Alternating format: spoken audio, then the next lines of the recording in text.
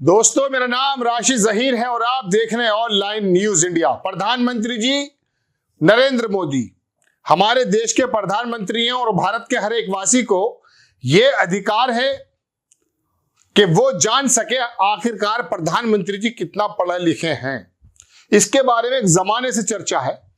आपने देखा होगा एक शुक्ला करके जो न्यूज 24 के मालिक हैं, उन्होंने किसी जमाने में, जब वो बीसीसीआई के भी हैं, वो कांग्रेस के नेता भी हैं, किसी जमाने में जब वो पत्रकार थे तो प्रधानमंत्री जी से उन्होंने सवाल किया था कि आपकी शिक्षा कहां तक हुई है।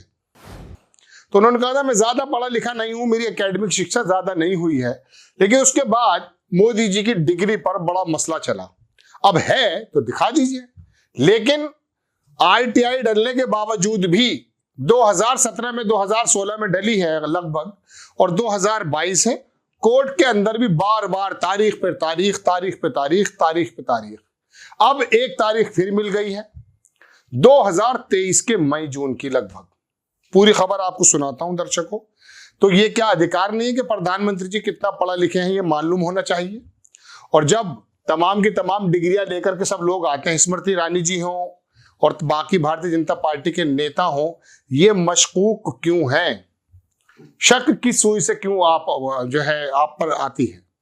आप देखें livelaw.in की खबर है कि पीएम मोदी की बीए डिग्री मामला, दिल्ली हाई कोर्ट ने आरटीआई मामले को अगले साल 3 मई तक स्थगित कर दिया गया। पहली बात तो सूचीबद्ध ही नहीं होते हैं इतनी बड़ी बड़ी कोर्ट्स के अंदर ये प्रोग्राम्स, जो ये घटनाएं होती हैं, आरटीआई होती हैं, केसेस होते हैं, सूचीबद्ध नहीं होते हैं, सूची में नहीं आते हैं। और आते हैं तो इतना लंबे समय लग जाता। अब 2017 से बार बार तारीख पे तारीख मिल रही है। क्या कहना है आरटीआई का और क्या ये खबर है, ये पूरा देखें। अखबार लिखता है कि दिल्ली हाई कोर्ट में 5 साल से अधिक समय से लंबित प्रधानमंत्री नरेंद्र मोदी की शैक्षिक डिग्री से जुड़े मामले की सुनवाई को अगले साल 3 मई तक के लिए स्थगित कर दिया गया है। दिल्ली यूनिवर्सिटी ने 2017 में केंद्रीय सूचना आयोग CIC के उस आदेश को चुनौती दी थी जिसमें यूनिवर्सिटी को 1978 में बीए प्रोग्राम पास करने वाले छात्रों के रिकॉर्ड के निरीक्षण की अनुमति देने का निर्देश दिया गया था, जब प्रधानमंत्री नरेंद्र मोदी ने भी परीक्षा पास की थी। ठीक है दर्शकों, आगे देखिए। जस्टिस संजीव सचदेवा ने 24 जनवरी 2017 को सुनवाई की पहली तारीख को CIC के आदेश पर रोक लगा दी थी। तब के मामले में अलग अलग कारणों से, मैं लंबी बात नहीं करूंगा, सिर्फ छोटी छोटी बात आपको बताऊंगा, भटक जाएंगे वरना आप। छोटी सी बात देख लीजिए।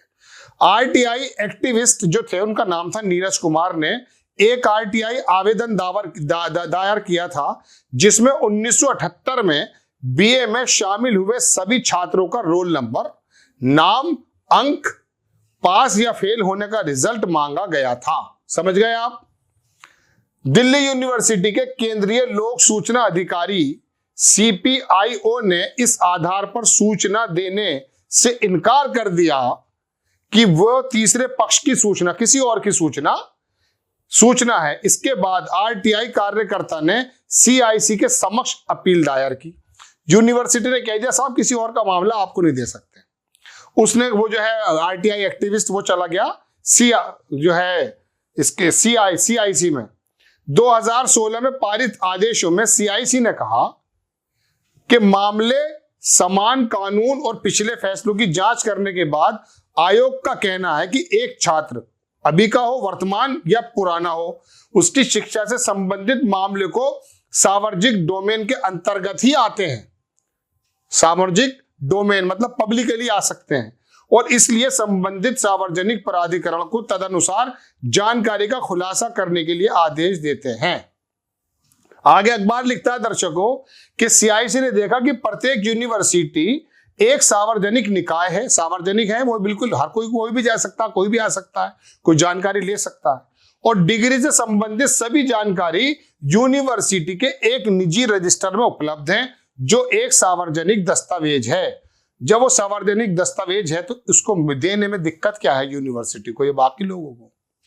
इसी मामले को लेकर ये तमाम बातें चल रही हैं। अब कहां से कहां गया है जस्टिस सचदेवा, जस्टिस अनूप, लंबी खबर है, लेकिन दर्शकों मैं आपसे सिर्फ ये अर्ज करना चाहता था कि प्रधानमंत्री जी सांच को आंच नहीं होती है, और ये तमाम जो रूल रेगुलेशंस हैं, कभी कभी तो ऐसा लगता है कि तमाम तंत्र के अंदर एक जान डाल दी गई है। जैसे अभी आपने देखा था बंगाल के अंदर ईडी काम कर रही थी, तो ममता बनर्जी के जो नेता थे जिनके पास से भारी भरकम पैसा निकला है, बड़ी तेजी में काम कर रहे थे। फिर वो जो है महाराष्ट्र आए, महाराष्ट्र में शिंदे और शिंदे के रिश्तेदार, सॉरी जान पहचान के लोग और जो विधायक हैं, जिनको बागी विधायक कहती है, उद्धव सेना की सरकार कहती थी ना, उद्धव सेना कहती है, उद्धव ठाकरे की जो पार्टी है, उन लोगों के पास भी नोटिस आए थे, भागे भागे फिर रहे थे। लेकिन जैसे ही सरकार आई, बन गई शिंदे सरकार, तो उसके बाद क्या हुआ, ईडी शांत बैठ गई। ऐसे ही मैं आपको अदालत के प्रांगण में लेके चलता हूं। या तो इतनी जल्दी तारीख मिल जाएंगी कि हैरत लगेगी।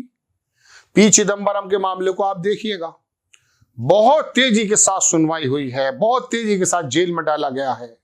कभी हमारे गृह मंत्री जेल में थे, उनसे ठीक 5 दिन या 4 दिन ज्यादा ही पूर्व गृह मंत्री, ये भी गृह मंत्री रहे पी चिदंबरम, इनको जेल में डाल दिया गया। तो समझ में ये नहीं आती कि किसके इशारे से स्पीड बढ़ जाती है तंत्र की। मैं न्यायालय की बात नहीं कर रहा हूं, मैं तो सिर्फ खबर सुना रहा हूं आपको। सूचीबद्ध होने में समय लगता है, फिर इतनी लंबी लंबी तारीखें लग जाती हैं।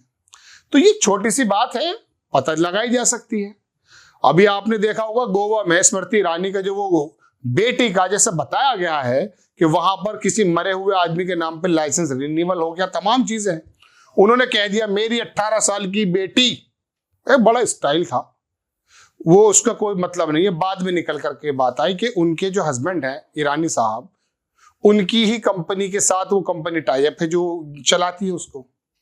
तो दर्शकों खुद तो आ गई थी वो टीवी के सामने और फिर बदल गई। तो ये तमाम चीजें कभी अप हो जाती हैं, कभी नीचे हो जाती है। एक फिल्म आई थी मैं हूं आजाद, उसमें अमिताभ बच्चन का एक रोल था आजाद नाम से। वो दर्शकों अगर आपका कभी मौका लगे तो देखिएगा जरूर। बिल्कुल राजनीति का परिदृश्य था। उसमें एक आदमी को उठाया जाता, हीरो बना दिया जाता, और उसको जीरो बनाने के लिए कोरे कागज पे दस्तखत भी करवा लेता है कि नेता होता है उसके अंदर। वो शबाना आजमी से कहता कि कोरे पेपर पे दस्तखत करा के रख लो, काम आ जाते हैं। तो किसको उठाना है, किसको बैठाना है, अन्ना जी की रैली को कब उठाना है, कब बैठाना है, ये भी एक खेल समझने की आपको जरूरत है। बहरहाल मैं अपनी खबर पर आता हूं कि प्रधानमंत्री जी की डिग्री के बारे में फिर एक तारीख मिल गई है 2023 की। अब वो देखें उसके बाद कब होती है, 2017 से तो चल ही रहा है बराबर, लेकिन देशवासियों को आज तक मुकम्मल जवाब नहीं मिल पाया। ये बात अलग है कि प्रधानमंत्री जी टीवी पे आके कुछ और बता रहे थे और भारतीय जनता पार्टी के नेता डिग्री लेकर इस तरह से आए हैं आपके सामने। आपको खबर कैसी लगी अपनी राय कमेंट्स बॉक्स में जरूर दीजिएगा। चैनल को सब्सक्राइब कीजिए, शेयर कीजिए। नेक्स्ट टाइम किसी खबर के साथ आता हूं। जय हिंद। इस खबर को अभी लाइक करें, शेयर करें, अभी चैनल को सब्सक्राइब करें और घंटी जरूर दबाएं।